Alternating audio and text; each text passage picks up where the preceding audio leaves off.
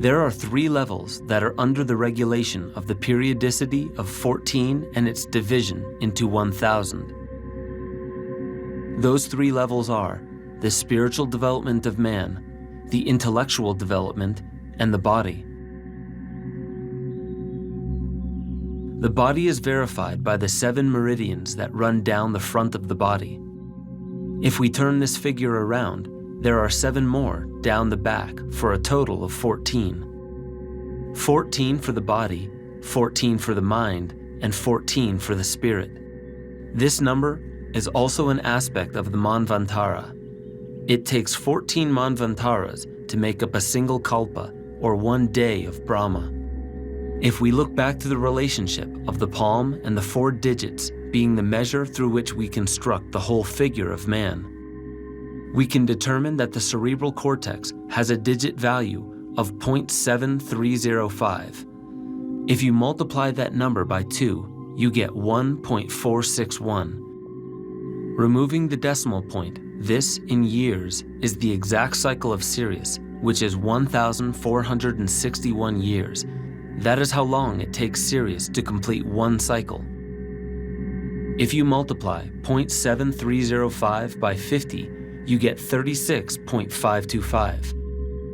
Move the decimal 1 place to the right, and you have the exact time in days it takes for the Earth to complete 1 solar cycle, 365.25 days. We are beginning to acknowledge our connection to Sirius, and it's spelled out in the width of the finger, which is the basic unit of measure chosen by Egyptian culture, who were the first people to record the movement and relationship between the sun and Sirius. It is all spelled out in the hand of man. There's an Egyptian wall painting of the death of Osiris. He is encircled by a serpent. On his body are black and white checks, of which there are 28.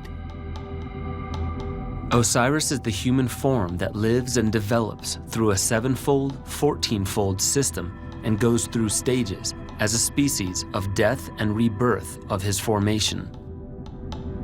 The numerology of 7 and 14 is also present with Egyptian images of Osiris. Mythologically, Osiris represents the human species. He is the deity which represents the entirety of our species. In this Egyptian image, we see a deceased Osiris that represents the end of the human species. From him, 28 shoots of wheat germinate, representing a new seeding. These are being watered by a man with a vase, which is the symbol of Aquarius, the same symbols for the zodiac still being used today. Osiris lays on a platform which has 5 ankhs and 10 was scepters. The was is a staff with a dog's head, which very often symbolizes the dog star. It also symbolizes Anubis, the guardian of the gateway to the dead. The ankh is the symbol of life and the reunification of life. There are 15 symbols in total, if you add the 5 ankhs with the 10 was scepters. This symbolizes Osiris going through the death of 1 phase of our species and a process of time. It is suggested in the Puranas concerning the yugas that the human species is manifest for a period of 60,000 years. Then that manifest stage goes into a dormancy, a sort of mummification, where the energy for another round of its development requires another 60,000 years. It will also take 60,000 years for the Earth to rejuvenate itself. Here is another image of Osiris that continues our mythological investigation, which we are using as a key to interpret the duration of the Yuga. It is a depiction of a philosophy that is called the Lion's Path. It is an initiatory process of going through 14 stages of initiation. The Lion's Path is a metaphor for the 14 levels of energy that each soul is believed to pass through as it approaches its incarnation on Earth. It passes through them again after death and during post-mortem. Each one of those 14 levels is a passage through a particular vibration which emanates from a constellation, a star, or a planetary vibration. The star which imparts vibration to the development of the human soul and its sentient incarnation is the star Sirius. Then there are 13 planets. The first is one that is questioned in our time, resides beyond the orbit of Pluto, which we will call Vulcan, the invisible planet. Then we have Pluto, Neptune, Uranus, and Chiron, which are all part of the breakup of a previous planet. Next is Saturn, Jupiter, Xerxes, Mars, the Sun, Mercury, Venus, Earth, and the Moon. All of these represent the 14 levels of vibration which contribute to the formation of human consciousness. They are called the 14 amulets of Osiris, and those energies are gathered up in a particular proportion for each individual birth, and they are dispersed back to the previous level upon the soul's journey out. There are 3 dimensions of space and 3 durations of time. In other words, everything that enters into the manifest world must adhere to the law of 3. There is no such thing in the physical world as 2 dimensions. Everything in the physical manifestation has height, width, and a thickness. No matter how thin that thickness may be, there is nothing that does not have thickness. This is the prerequisite of the manifest world. We symbolize a 2-dimensional world with drawings, and we think about it so we can conceive of a 2-dimensional reality. It exists, but for it to manifest, it must be 3D and must have a time duration of either beginning, middle, and end, or before, during, and after. These are the 3 dimensions of time. These are the prerequisites. That's how our life is arranged. This is the requirement. 3 dimensions and 3 durations is the requirement of a manifest being. That is the difference between existence and manifestation. There are things that exist that are unmanifest. Pythagoras specified that in terms of the world of number, there are whole numbers belonging to the manifest world and the world of irrational numbers, that is a world of unresolvable continual decimals. Remember, all the roots of the key numbers are irrational. They exist, they have an existence, but they do not have a manifestation. They exist only in the mind. The mind conceives in the 2-dimensional world, and it perceives in the 3-dimensional world. This is very important to understand about the way we think, because we must make that differentiation, what really exists and what is actually manifest. 3 dimensions plus duration creates a 4-fold reality, and that is the nature of the manifest world, the number 4. That's the division you have to have in the manifest world, 4 directions or orientations, because it's occurring in both space and time. The square root of 3 is 1.72, and then it goes on infinitely. It's not perceivable. It's not reducible to whole numbers. 3 is, its root isn't. Very often, all the key formative numbers of sound and embodiment have an irrational root that it belongs to. Everything in manifestation adheres to the law of before and after. In other words, it's implicit in the 3 durations. This is the idea of death. Something begins and something ends. The purely existent world does not have a beginning or an ending. No matter whatever happens, wherever there is a manifestation of 3 of anything, it has a root that will exist forever. In Indian philosophy, they associate the existent level as being the domain of time, while the manifest level requires a space, a spatial location. For space to be manifest, for it to be a determined space, it needs to adhere to 4 directions.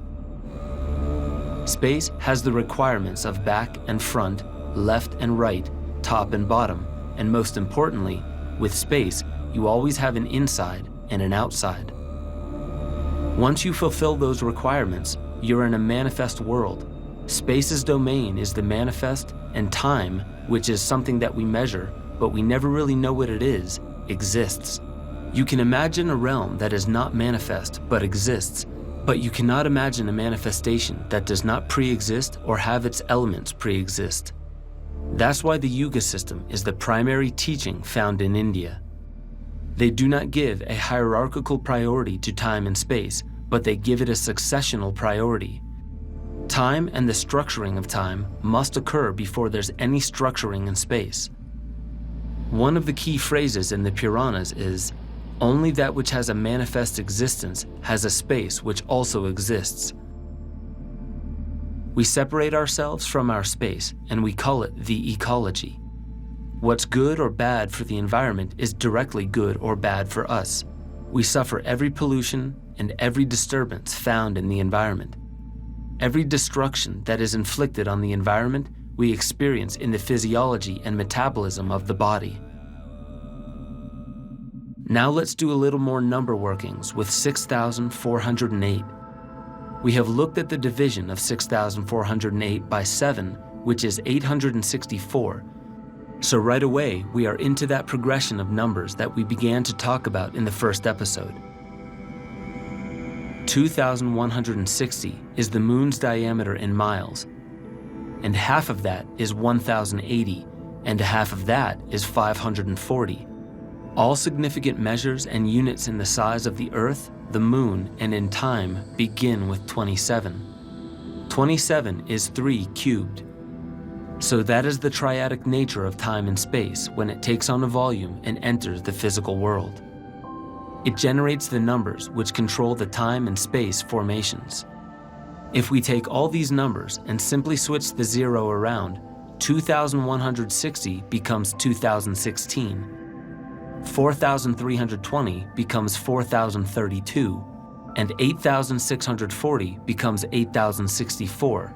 All of these numbers exist in a ratio of 14 to 15. 2,016 over 14 equals 144. 2,160 over 15 equals 144. 4,032 over 14 equals 288. 4,320 over 15 equals 288. 8,064 over 14 equals 576. 8,640 over 15 equals 576. In John Michell and Robin Heath's study of Stonehenge, they found that the thickness of the stones in the outer circle compared to the inner circle has a ratio of 15 to 14. Just so we don't feel that this is coincidental, if we divide 6,048 by 9, you get 672, and then by 2, you get 336. 336 equals exactly 6 times 56. And 56 is the number of holes found at the Aubrey Circle at Stonehenge. So it begins to become doubtless. Then there's a megalithic measure that places these 56 holes so that they are 108 megalithic units apart. 56 times 108 equals 6,048. It's the duration of the Kali Yuga. All these key dimensions of 108 go back to 54, which is 2 times 3 cubed. As we showed with the palm of the hand, our entire perceiving, hearing, and articulation process occurs in the first 4 palms. There is research that recognized that the human voice can differentiate exactly 54 different tones. The human speaking and articulating structure can enunciate exactly 54 phonemes or sounds. Our speech and our hearing are all keyed into the dimensions and movements of the Earth.